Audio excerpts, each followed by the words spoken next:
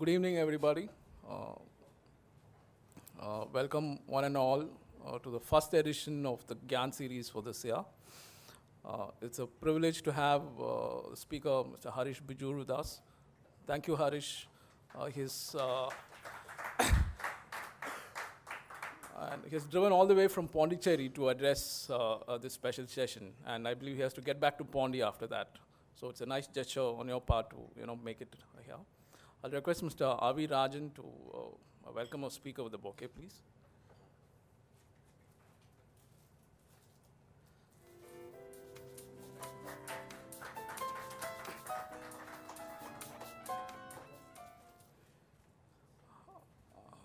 Harish is a founder of Harish Bijoor Consultants, a consultancy specializing in brand domain consultancy, and has consulting presence in Hong Kong, Seattle, London, and of course the Indian market.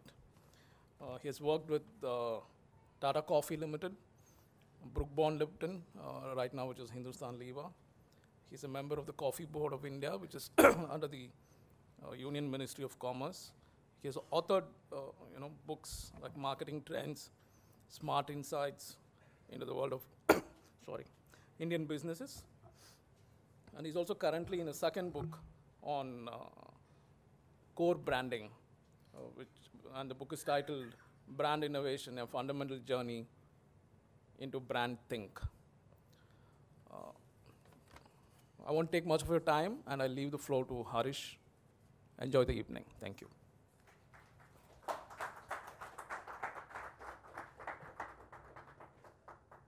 Thank you.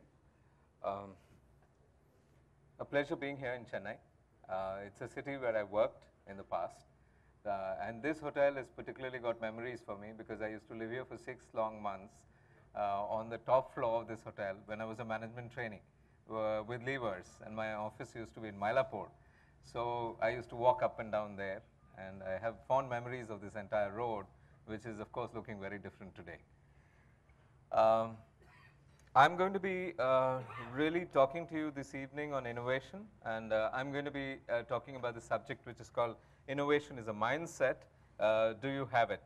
And when I'm looking at this, I'm really saying that do any of us have it? Do I have it? Do you have it? When I say do you have it, it also means do I have it, because none of us normally are very, very innovative.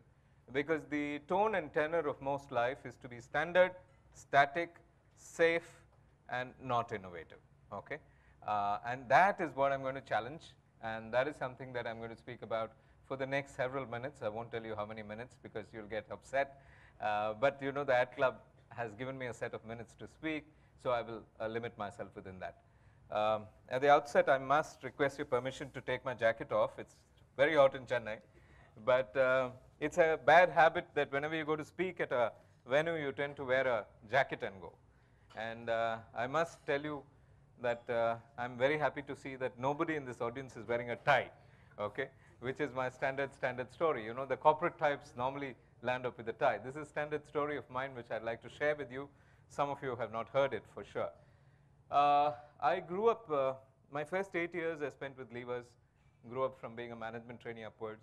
The day I entered Levers in Bangalore, it used to be Brook Bond Lipton India Limited.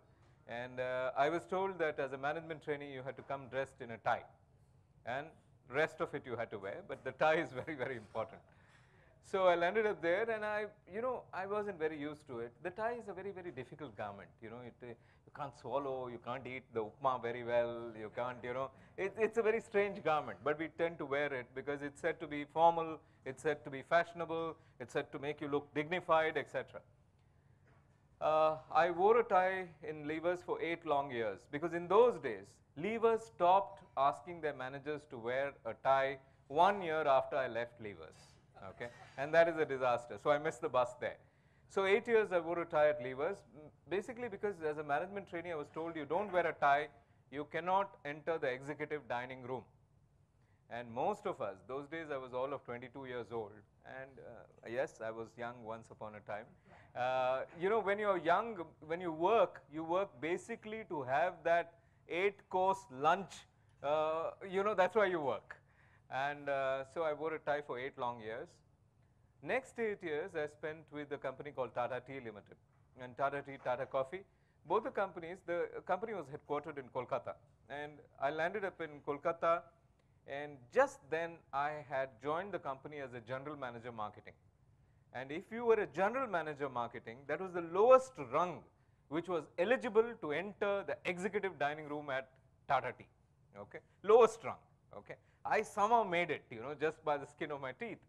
Landed up there, and there again the rule was that if you have to enter the executive dining room, you have to wear a tie.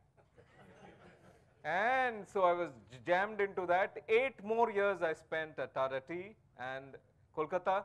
In fact, I would keep my tie ready, you know. Whole day I will not wear a tie. Lunchtime I'll take it out from there, put it on and walk in for lunch.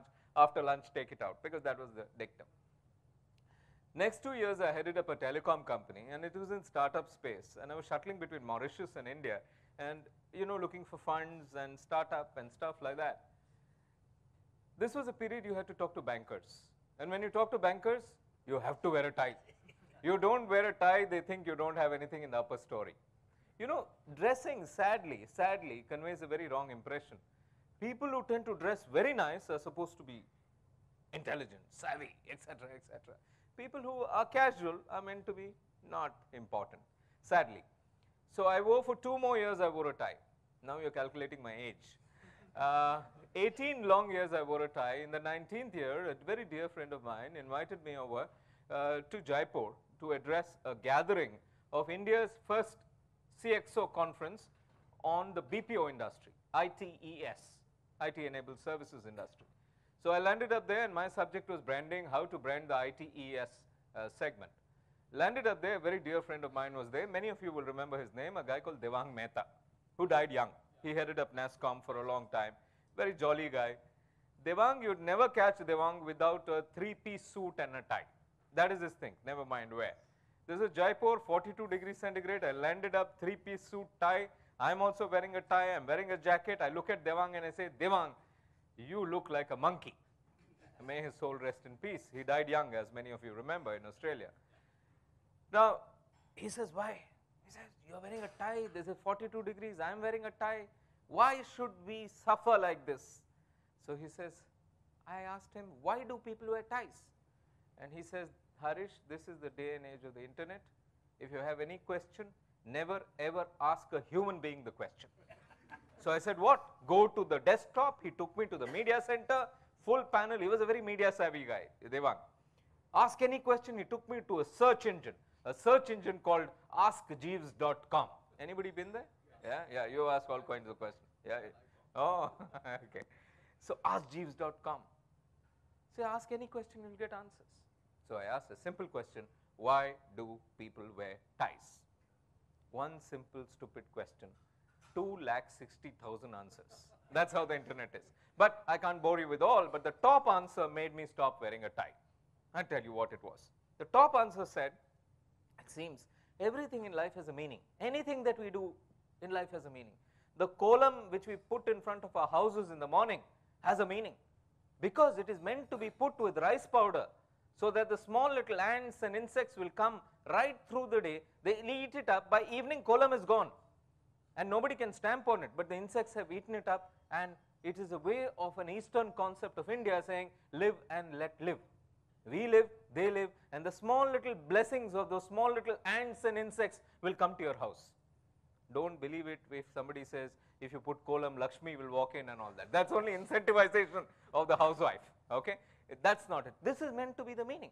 So everything in life has a meaning. Of course, we went and corrupted it, because instead of putting rice powder, we use chalk powder.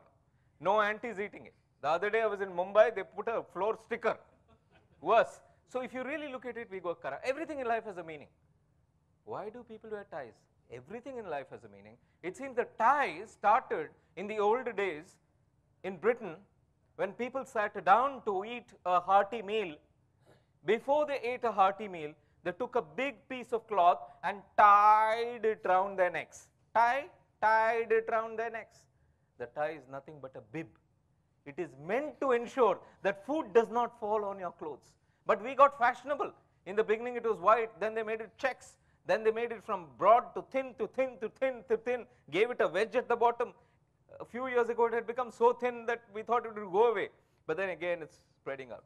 So if you look at it, the tie has many, many, many functionalities. When I heard the tie is a bib, I said, I'm not going to wear a tie anymore. So I normally don't wear a tie. You might find me once or twice, but very, very rarely.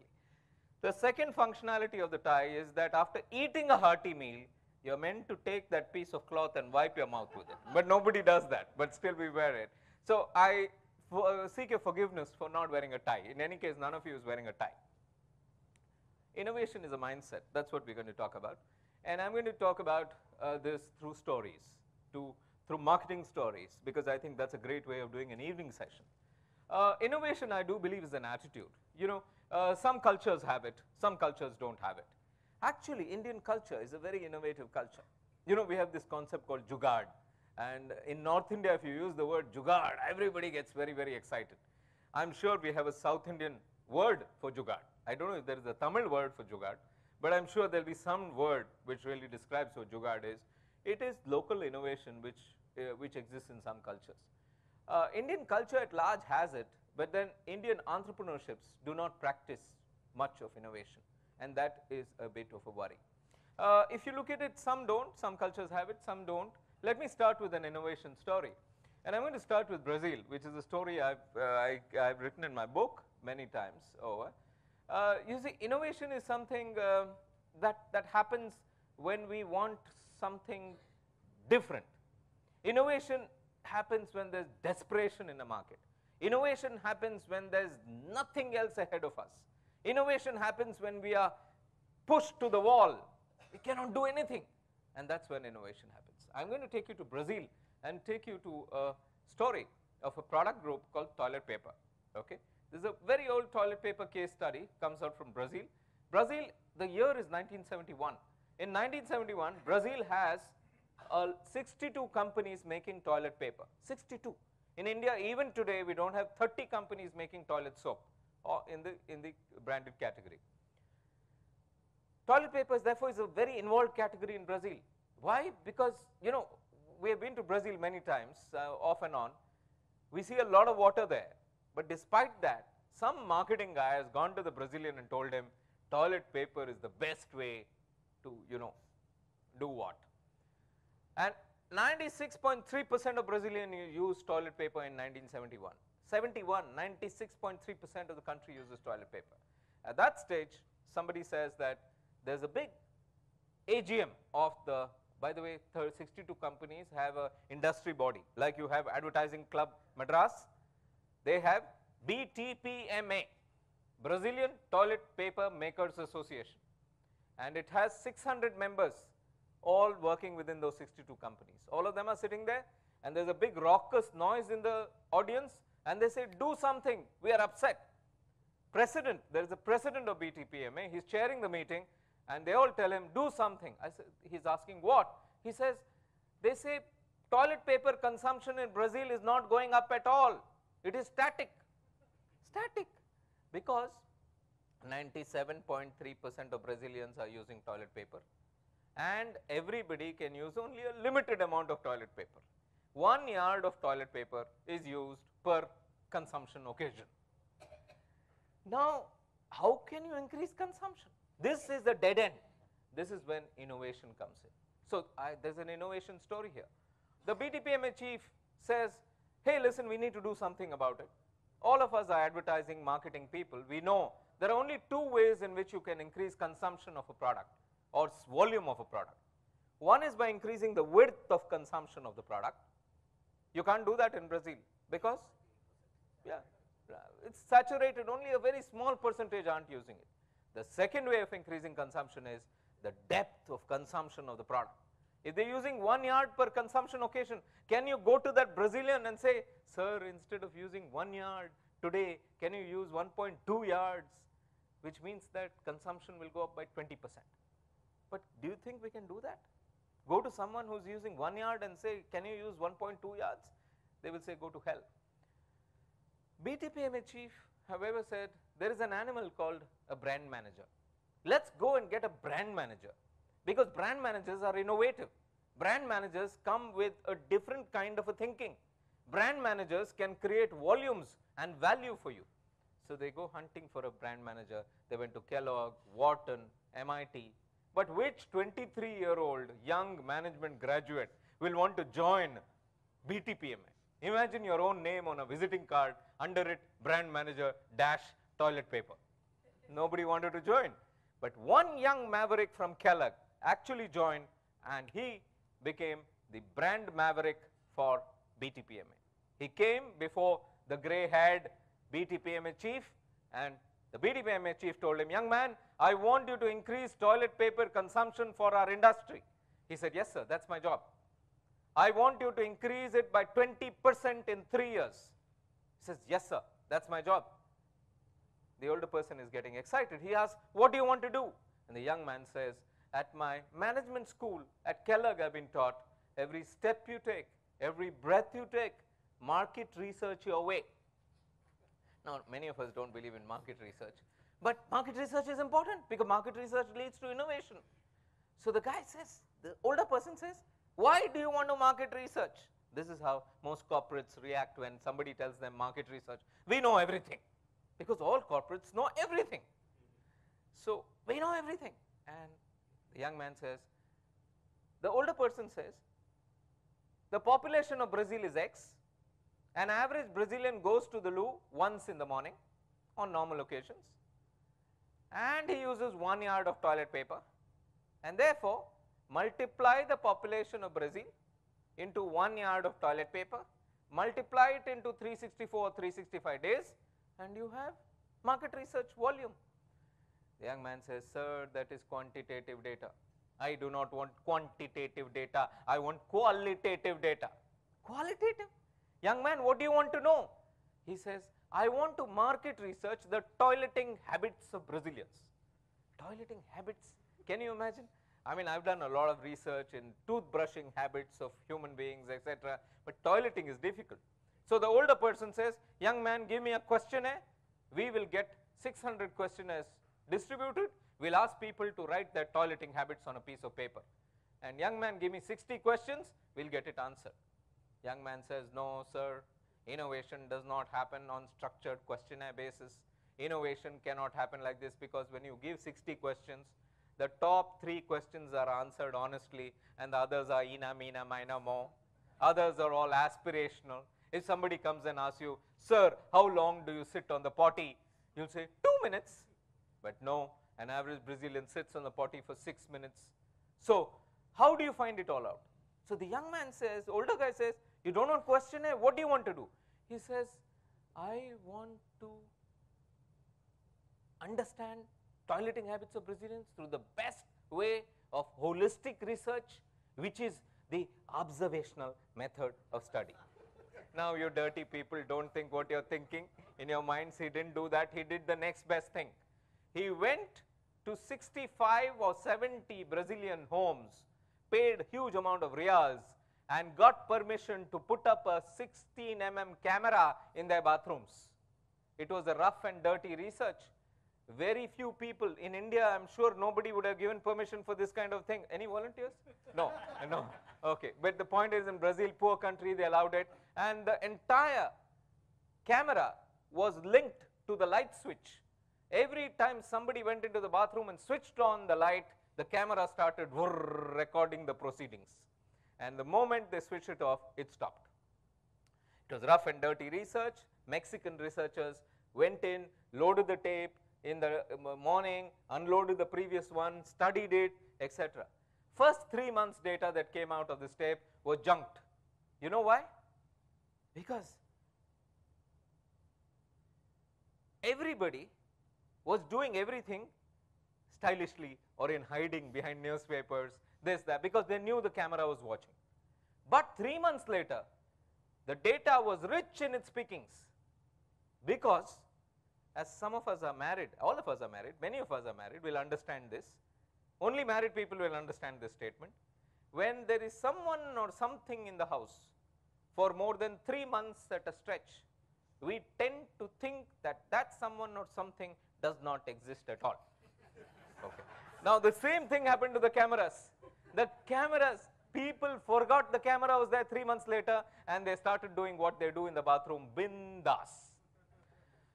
3 months late, data was rich in its picking, they plucked it out. One sheet market research diagnostic statement came out, and it said the following things. 1, an average Brazilian sits on the potty for 6 minutes. 2, an average Brazilian who sits on the potty for 6 minutes is bored on the potty. Bored. 3, an average Brazilian who's bored on the potty reads on the potty.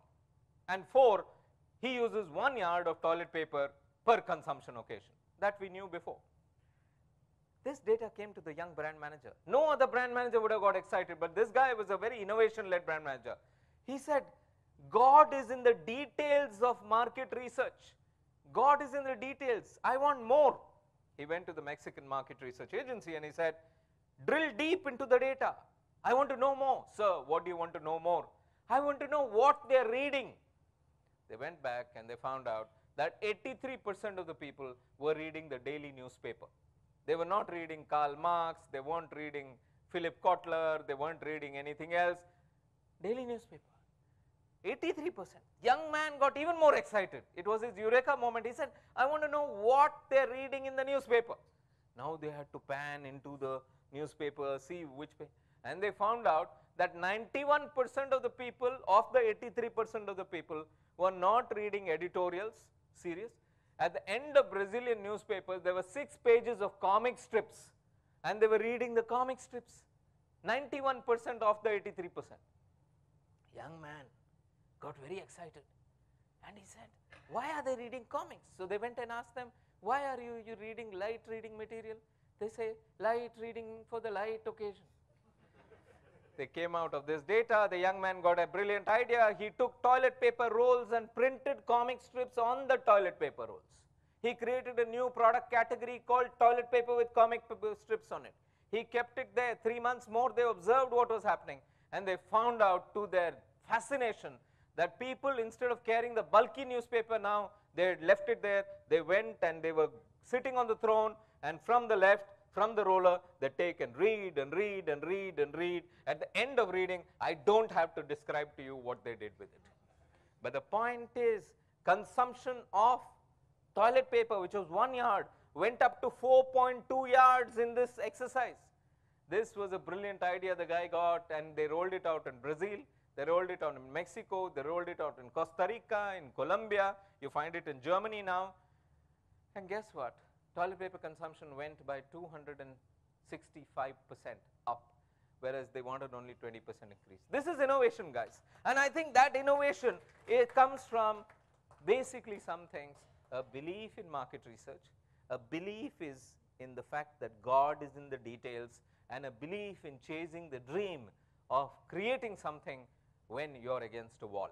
And the Brazilian toilet paper industry recouped, not only in terms of volume, but even in terms of value, because the moment you had comic strips, you had to pay royalty to the guys who gave you the comic strips, and they had a lot of problem.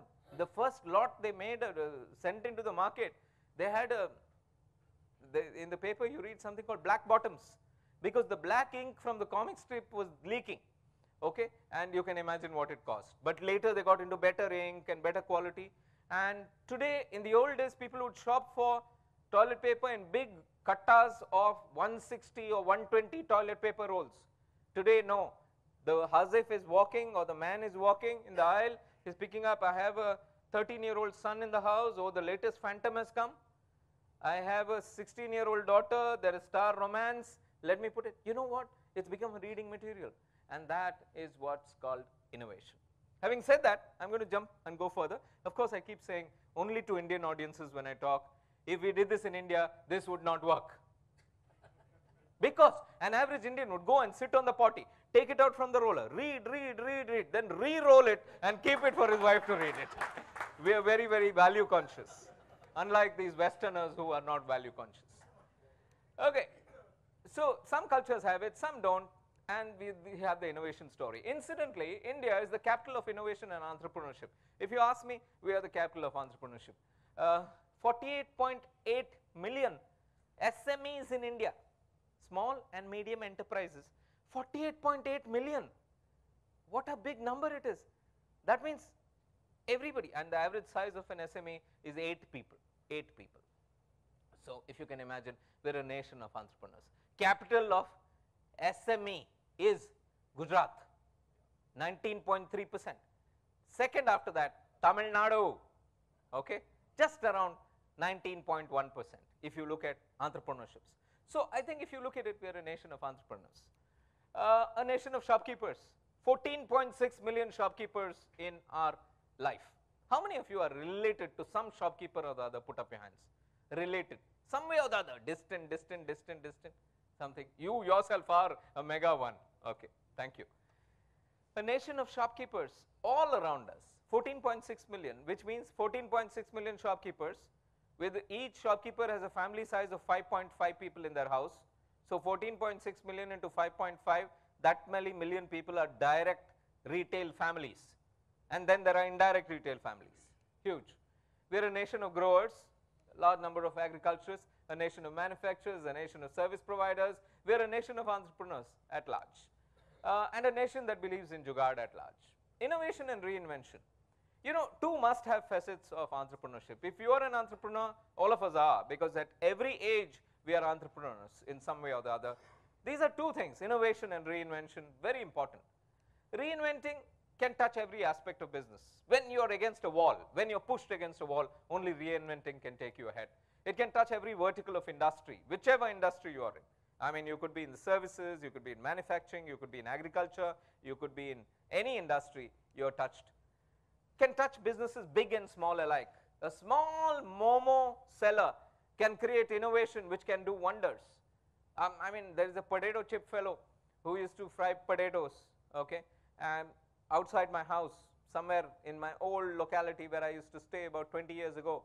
The other day I met him and I was talking to him about innovation, and he says, yeah, sir, what you are talking about innovation? I talked about innovation 20 years ago. How? He says, in the beginning, he used to buy fresh oil, okay, and the oil is used to fry potato chips, these hot chips, and you can fry that for about 8 hours and over. Then he has to get fresh oil. Now what he started doing is, he now resells his entire oil to a smaller fryer of potato chips, who somewhere else, God forbid those who eat that. But the point is, you know, he resells it at 30% of the price of the oil. So he's saving 30% of the price of oil by doing this, instead of junking that entire thing which he was junking in the past.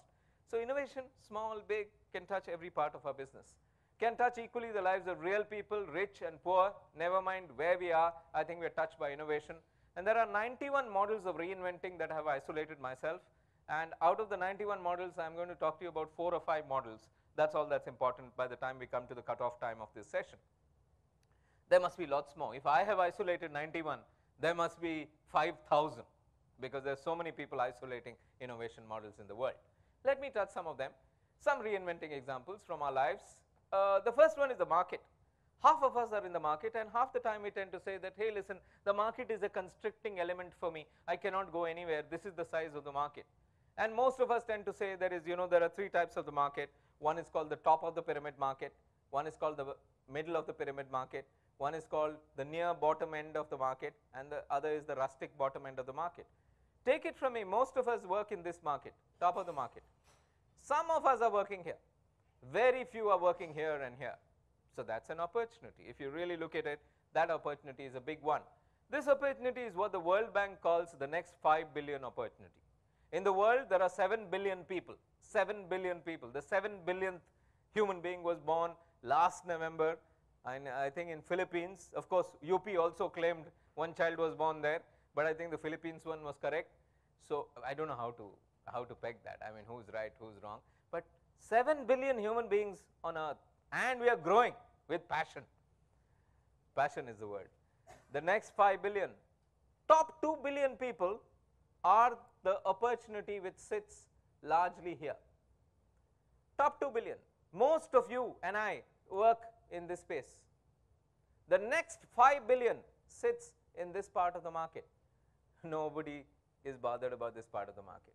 And that is the opportunity, because that's where big bucks lie at the end of the day.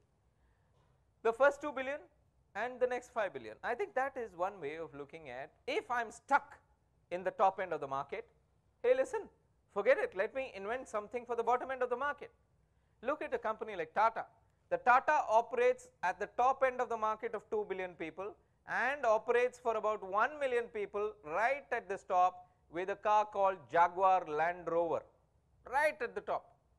And the Tatas also operate now a car called the Tata Nano, which appeals to this segment of the market. So the Tata wants to capture this segment of the market with the Nano and this segment niche top with the Jaguar Land Rover. Look again at the Tatas. I am not using Tata example because I am a Tata, who used to be a Tata person, but Tatas have the best examples here, and we have been working with the Tatas for the past 11 years, and every step we are looking at, we look at the market this way: top 5 billion, bottom 5 billion and top 2 billion. Look at Tata's strategy on hotels. Right at the top is the Taj group of hotels, the luxury chain at the top end, and this looks after for about 40 lakh people who actually use the hotel, okay. And right for here there is a property called Ginger, and you can get a property for 850 rupees. We have 11 more examples from the Tatas, but many of these projects are not yet announced, but Tatas will be the first ones to do this in the market. So all I am saying is, whatever business you are reinventing, the first thing to reinvent is the market. Let me go on to the next one. Reinvent 2. Reinvention is always a mindset. We get caught within the box. We don't think beyond the box most of the time. So about 9 years ago, I wrote a paper on the rat trap. Rat trap? Now you'll say, what is this guy? Is he crazy or something? He's writing a paper, a serious paper on a rat trap. Actually, I did one paper on the rat trap. Those who are interested can always pick it up from my Twitter handle. How many of you are on Twitter? Those who are not on Twitter are not young. Please, you have to be on Twitter. And all of us are young. We know that. In our hearts, every one of us is young. So everyone must be on Twitter. Please, I mean, that's the first step of being an advertising club member and a marketing guy. Okay? In the least, you can spy on your children and your grandchildren, okay, as to what they're up to. In the least. But at max, we can get a lot. So I wrote a paper on the rat trap. So I did, for this I had to study rat traps. So I studied first generation rat traps in India. The first generation rat traps in India were the least innovative. They are a small little board, and then there is one spring element like this, and katak. On the spring you can hang cheese. In India we never put cheese. Cheese is very expensive. We put copra. Put copra, rat comes in the night, eats it, katak. Rat is pachudofied. Next morning you walk into your kitchen, you will see the eyes gouged out, tail, body, everything out. First generation rat trap. How many of you still use this rat trap in your house? This one. Please put up your hands. None of you. Because you are evolved people. You are classy people. Okay? Please go to Gobi Chettipalia or Satyamangalam or any of the slightly more remote. Virudnagar is now very, very developed, but let's say go deeper than Virudnagar. You'll see this is the commonest rat trap used in small town India even today, in Tamil Nadu as well. Why are we not using it in urban India? Because we are evolved. The housewife, when she goes and sees that, she feels bad. Killing a life is bad karma to you, and she doesn't want bad karma. So we evolved. So version 1.0 of the rat trap was that. In my paper I call it version 1.0. I've got this technology language because we work in technology a lot. Version 2.0 is the new one. It's a small little box. Inside the box is this implement, same instrument. What happens? Rat goes into the box deep and bites. As it bites, it pulls the clip and katak. Only a small little tail is cut off maybe. Yeah? But the rat is alive in the box. How many of you use this even today? Nobody. You're all evolved. One guy, one still evolving guy, two evolving people still. But this is the very popular box. And even in small town India, this is the most popular one. Most popular. Okay. So Hosur, Dharmapuri, Erode, this is very, very popular. So you go there, what happens? The rat is caught. You see the rat. Oh, how cute.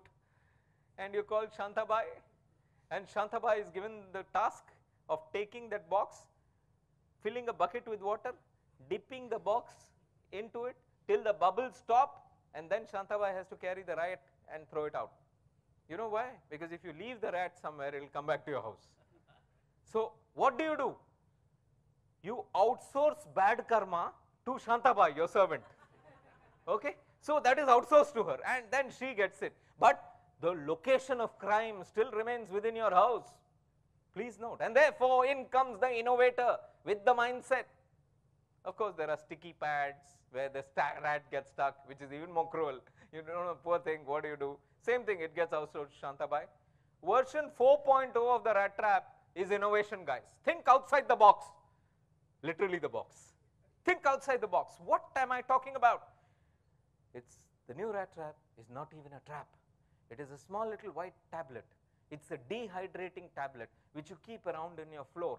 The rat comes and bites into it, loves the taste of that tablet, and the rat goes to your neighbor's house and dies. Bad karma goes to neighbor's house. So if you look at it, you know, innovation is outside. Why did this innovation happen in the space of the rat trap? Why? You know why? From cruelty to zero cruelty. That is what we moved. From the very cruel way of seeing a dead rat, body parts all over, blood, gore, to a live rat whose death you don't witness. To a sticky pad one, caught one, you feel, oh, you trapped some live animal. To let it go to my neighbor's house and die. Let her get bad karma. Do you understand this? And believe it or not, the rat trap is still evolving. I'm studying this moment even more. Give me another 2 years, I might come out to you with the latest innovation in this space. But guys, innovation can happen everywhere. And guess what? It's a huge market. The number of rats in the country, if there are 1.2 billion people in the country, how many rats do you think will there be? Just think. If there are 1.2 billion people in the ratio of rats to a human being in any economy, in the developed economy of the world is 24:1. 24 rats to 1 solid living being. In India, I have a feeling our numbers are normally much more robust. So you can expect a lot more. So there's a big market, big market. The search is on, from the brutal to the suave. The new rat trap is not even a rat trap. Jump out of the box, literally. Reinvent 3, food. What am I talking about? Food. Food is something we eat every day and we can't do without it. Thankfully, we are a nation which eats 1.2 billion people, eat 3.6 billion meals a day. 3.6 billion meals a day we eat. That's a large number of meals a day. So, food. Food on the table is on the morph. You know, innovation is coming into food in a big way. From brutality to soft food. In the old days, I used to visit Germany. You go to Berlin, there'll be a buffet, and the buffet, I know vegetarians won't like this at all, but please permit me. We're talking innovation. So there's a buffet. We're sitting on the buffet table. There's a large, the centerpiece of the buffet is a big fish. The fish is so big. And the fish is fully like it's a live fish. It's got gills, it's got fins, it's got eyes, it's got everything. Its mouth is kept open. They put an orange in the mouth to keep the mouth open. Have you seen this? At least in movies you have seen this, some of you? Yeah. But I've actually physically seen it. And what do? Around it are all the other dishes. You take a plate, and there are 40 sauces around it. Every one of them is a non-vegetarian sauce, I'm sure. But the point is, you take a fork and gouge out whichever part of the fish you want, put on the plate, just boiled, poached, and then put sauces, and you eat it. This is called cruel food.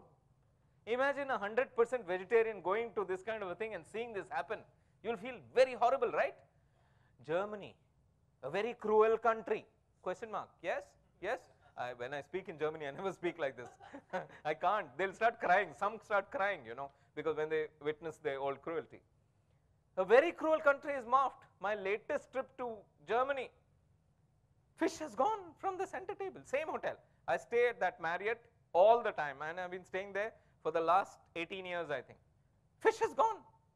Where is it gone? Right in the middle of the table, a huge tray called catfish aubergines.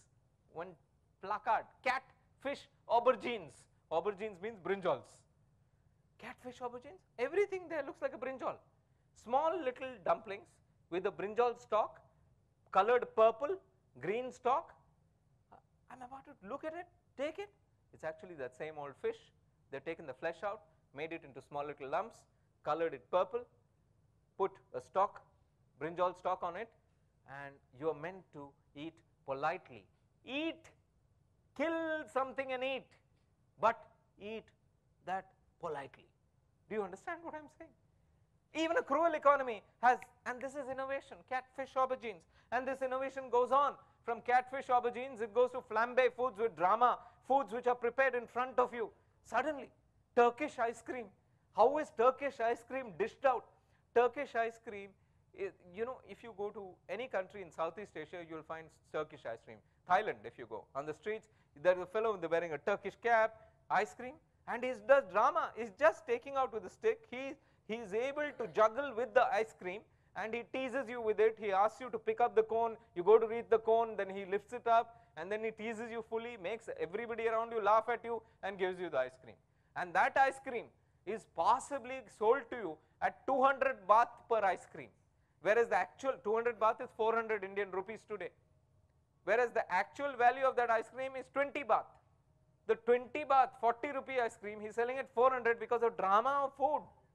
And there are guys waiting in queues to partake of this drama. Innovation again. To square watermelons. Japan, of course, has invented something called the square watermelon. Why? Do you know why?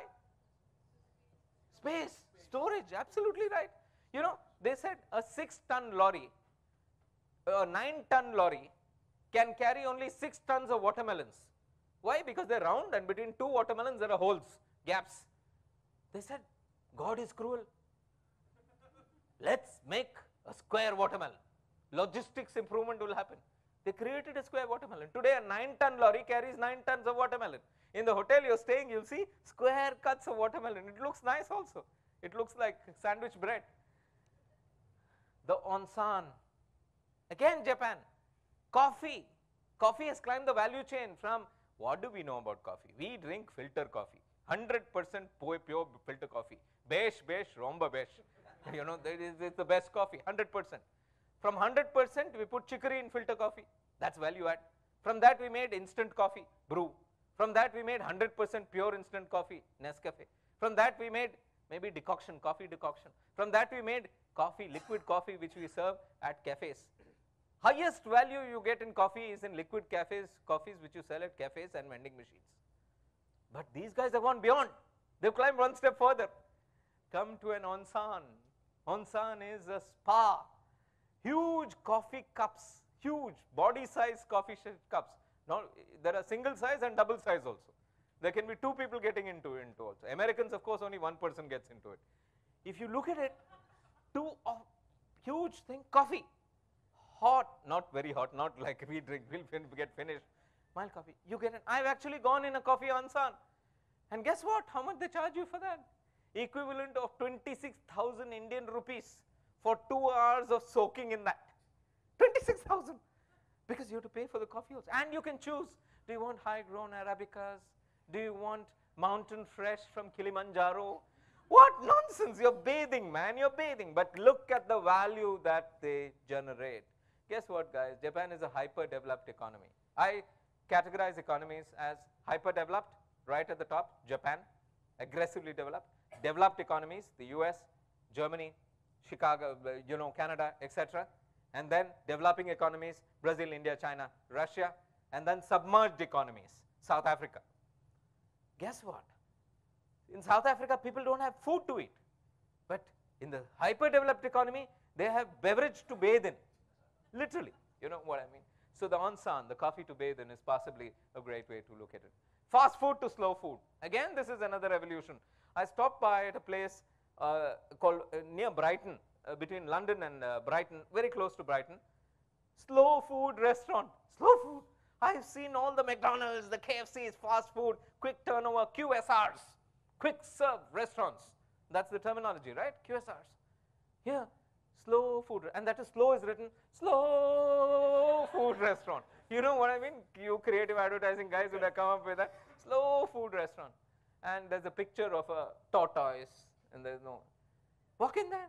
I say, what's this? Because I love doing all this. I said, what's this? Yeah, would you like to partake? I said, yes. How long does an average meal take? About 4.5 hours, sir. 4.5 hours. And for a guy who's gone there on work, 4.5 hours is a lot of time to waste. But then I went in, and he says, yeah, come. A lady gives you a small little basket, and this natty young woman comes with you and says, what are the herbs you'd like to use with your stuff? Herbs? I don't know. I don't know. I know only curry patta, which is my basic herb, which I don't see anywhere. But go and pick. But for the style of it, I picked various things. Put it into that. And there's a basket is full of herbs. What would you like to eat, sir? It shows you there's a goat, live goat. I will never touch it. Can you imagine going and killing a goat and then getting it done? Chickens running around. You want to eat, sir? Yeah, I like a chicken. Would you like to catch it? Do you know how difficult it is to catch it? Have any of you seen Sing is King? Then you will know what it is. Oh, it's very difficult to catch a chicken. So you avoid. In some ways, it's nice, because half of us eat the things we eat because we don't know what it takes. Okay? Half of us wouldn't eat a chicken ever in our lives if we had to catch it on our own. Take it from me. Because it comes so easy. So you go and pick, and then slowly it's cooked with tender love, and slowly it's dished out. At the end of it, I asked him, do you do the same thing for wine? 4, fashions. Fashions, reinvention of fashion. So fast food has morphed to slow food. That's reinvention. So somebody found a glut of fast food, and they said, let's make slow food. Let's make big money. So innovation is an opportunity everywhere you are. You can take a disadvantage and create an advantage out of it. I remember long years ago, I used to handle a brand called Brew Instant Coffee.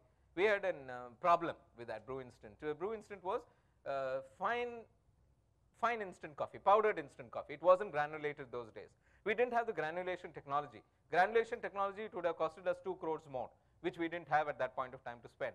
Nescafe just launched granulated instant coffee in the market. What is granulated instant coffee? Instant coffee, large number of particles stuck together, and that looks granulated like Bonvita. So you put it into water, it dissolves instantly. Now we were at a disadvantage. So we went and got into think, and together with our agency, we made an ad, because I thought of an old ad of ours which is called Microfined Aspro. It simply says that you put the Aspro into the water, it dissolves fully. You've seen that. So we said fine granules. So we said brew instant coffee, microfined instant coffee. Whereas these are chunky granules of Nescafe.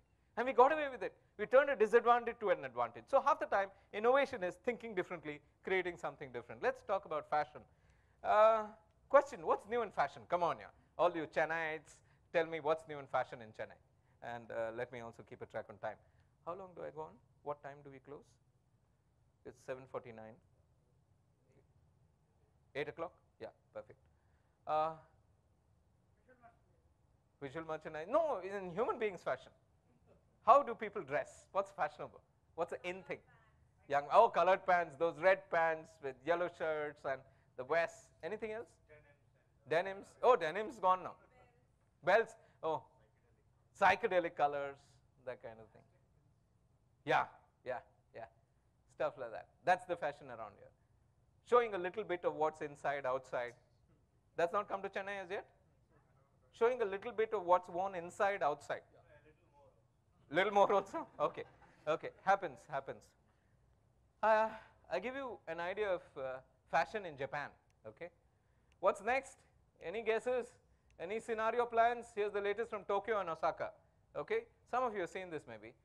This is at a Japanese music store. Latest fashion, reinventing fashion. This is on a Japanese escalator, reinventing fashion.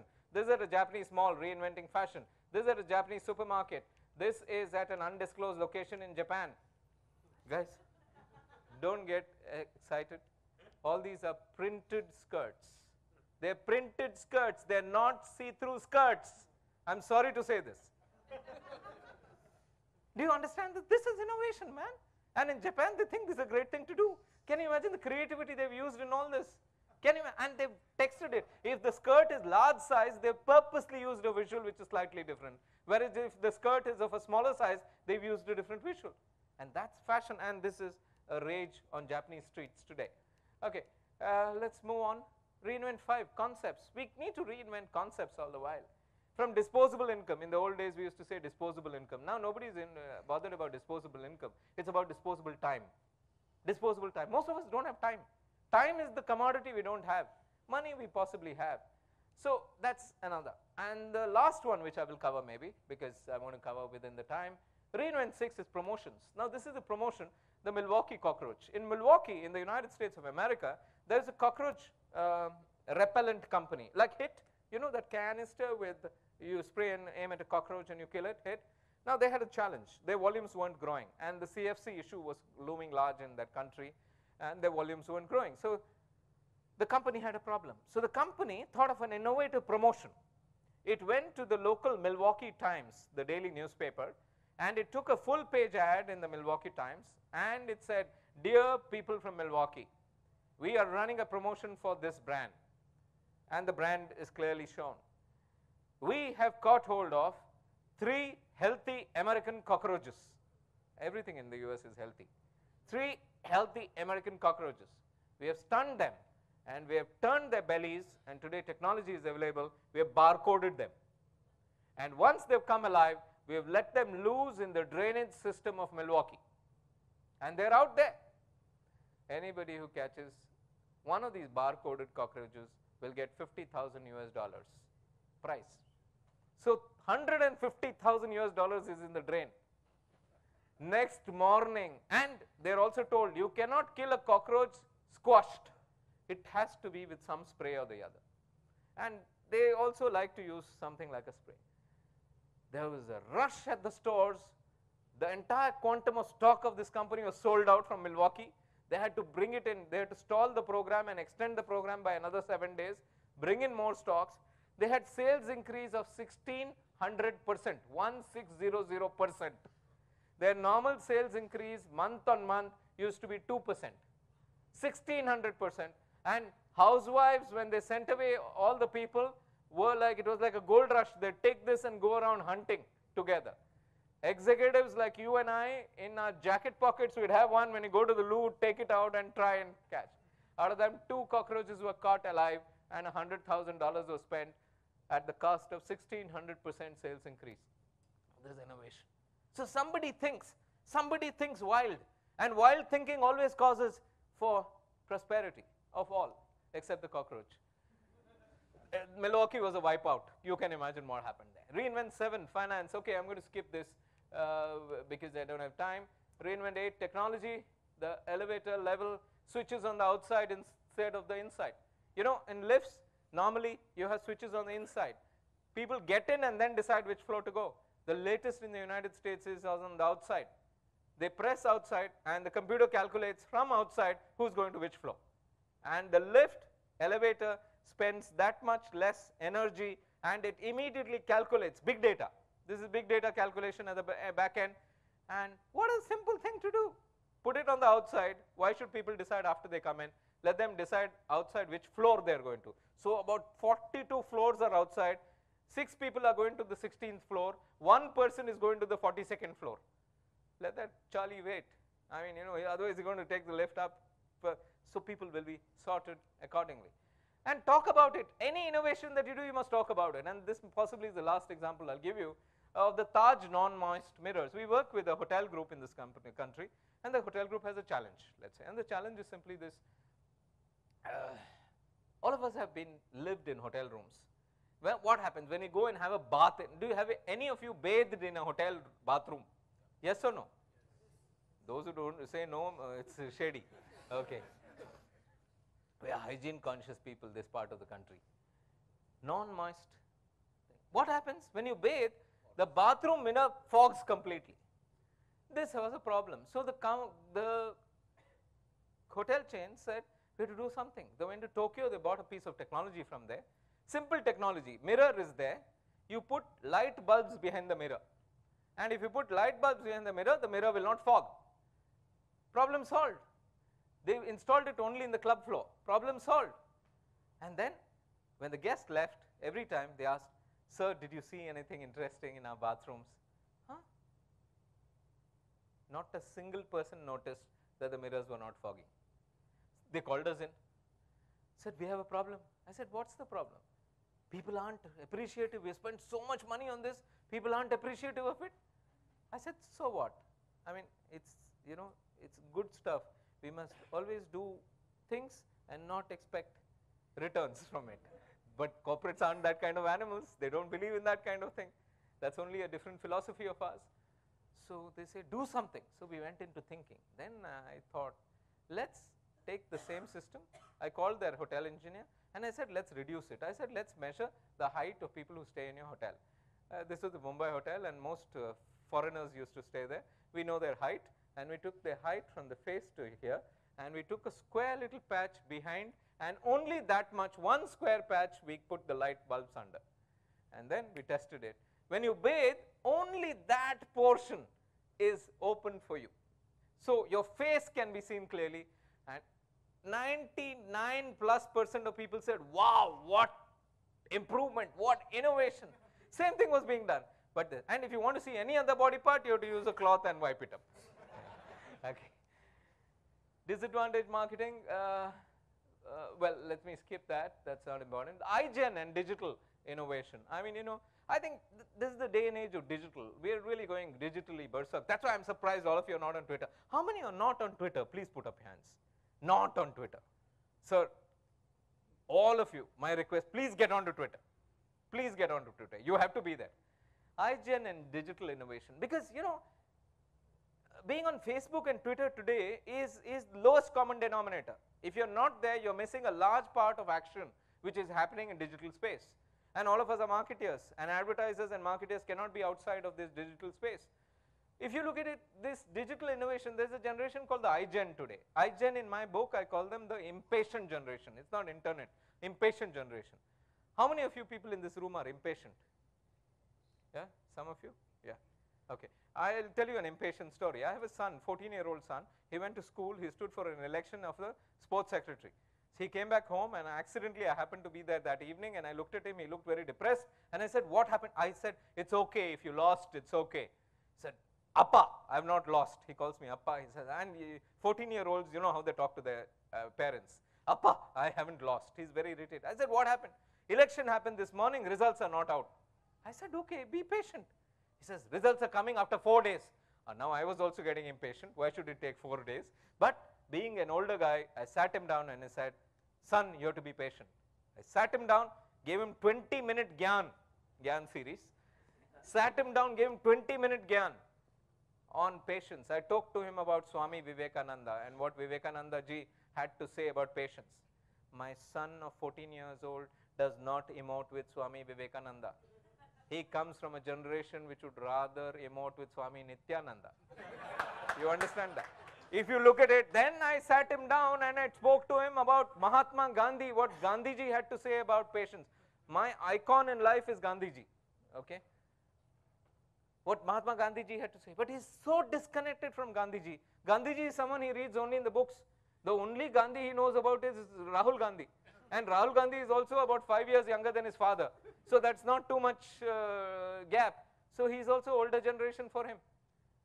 Then I told him, be patient. 20 minutes Gyan like this. Then he looks up at me and says, Appa, tell me one thing. I said, yes. When you can be impatient, why be patient? When you can be impatient, why be patient? Gentlemen, ladies, this is the way the new generation thinks. Patience has no space. Marketeers are experts at patience marketing. Marketeers are not experts at impatience marketing. Patient marketeers are marketing to impatient customers. And guess what? 54% of the population of this country is below the age of 25. 54%. How many of you in this room are below the age of 25? Put up your hands. Okay, 54% are like you. 72% of the population is below the age of 35. Put up your hands below the age of 35. 72% are below the age of 35. And the rest of the population, 28%, are people like us. And the disaster is, it's people like us who market to the young. This is a hegemony of the old marketing to the young. And when the old do not understand the young, marketing fails. And therefore, when I don my marketing hat, I'm all of 19 years old. Take it from me, I promise you. I promise you, I'm all of 19 years old. And that's how marketers need to be. Because you cannot emote with the young audience. And if you don't emote with the young audience, you cannot win the young audience. Okay. With that, I think the I generation, the Twitter generation, Twitter, I mean, you know, I do a lot of research on Twitter. Those who are interested can look up some of my research exercises. People write love letters in 140 characters today. How many of you have written love letters in your life? Put up your hands. What? You poor, multiple times also. Okay, 4 people have put up their hands, the others are all lying. Liars, liars. Poi sollu kodade. You know, if you really look at it, 140 characters can you write a love letter? I made a compilation of them. Those who want can pick it up from my Twitter handle. If you look at it, are you one of the Twitter generation? Can you do things in 140 characters? And 140 character means impatience. They don't have patience for more. You write more. I used to write blogs, long blogs. Then I stopped writing blogs. Who reads blogs? Who has the patience for blogs? Now I just tweet. That's it. And you want to tweet some link, you can tweet a link. In summary, ladies and gentlemen, forecasting is dead, planning is dead, cycles are dead, if not shortened. Everything that we studied, regression, every tool that we did, none of that works. Okay? The only thing that works in the new world of digital and data is big data. I'm an evangelist of big data. I do believe that's the future of this world. Very few of us are investing in it. The top Fortune 500 companies are going to go berserk in this space, and I think big data is going to lead the future of marketing in many ways. Change is it, and this is change. Dramatic change that's coming, unforeseeable change, reinventing is it, and reinvent everything, reinvent finance, reinvent marketing, reinvent nothing else is a cutting edge tool to grapple with in the future of consumers, markets, products, and services. In sum, choose your business model. Model 1 is business model that makes things happen aggressively. Model 2 is business model that watches things happen. Okay. And model 3 is business model that wonders what happened. Now, most of us who do nothing about it are in business model 3. I think business model 1 is a great way to be. If you choose model 1, reinventing is it, and reinvent your business in every way. Thank you. It's been a pleasure. Let's keep in touch. I'm going to leave you with a homework today. I was addressing, I told you I've just come from Pondicherry. I'm addressing a Dell session there. There were 2 people from the United States of America, and I'm doing an India session to them. I do a fair bit of speaking on India, you know, coaching people up on how to manage India, etc. I was talking to them about India, and 2 separate people asked me this question, and I didn't have an answer. So I hope I'm coming to this forum, you will have an answer. And those who have an answer can send it to me at my Twitter handle, which is @Harish Bijoor. And I'll be very happy and I'll acknowledge your answer. And I'll also convey the answer to the Dell guys. They asked me a simple question. They say, Mr. Bijoor, this lady asked me, you know, India is a very, very, very cloistered culture. I said, ma'am, not true. We are very, very open people. No, Mr. Bijoor, India is changing, isn't it? I said, yes. I noticed that. I said, what do you mean, ma'am? She says, you know, when I'm going around the city and all that, I don't see a single man and a woman holding hands and walking. I don't see a man and woman hugging one another. And I don't see a man and woman kissing publicly. I said, ma'am, last one don't talk about. Other 2, there are some scarce examples here and there, stray examples here and there. I said, we are a conservative society, ma'am. She says, but Mr. Bijoor, on the contrary, I see men holding hands together and walking like this everywhere I go. And she says she was in Ayodhya and she saw them walking together. In Chennai, men, and they don't hold hands like this. They hold like this, and some like this, and walking. She's asking me, you know what she's trying to imply? She's trying to say India is a very gay and happy country. I don't know the answer as to why Indian men hold hands and walk, and the opposite sex don't hold hands and walk. If any of you have an answer, please mail it to me or send it to me at Harish Bijoor on Twitter. It's been a pleasure being here with you, ladies and gentlemen. Thank you for your time, and we can always be in touch on Twitter. Thank you.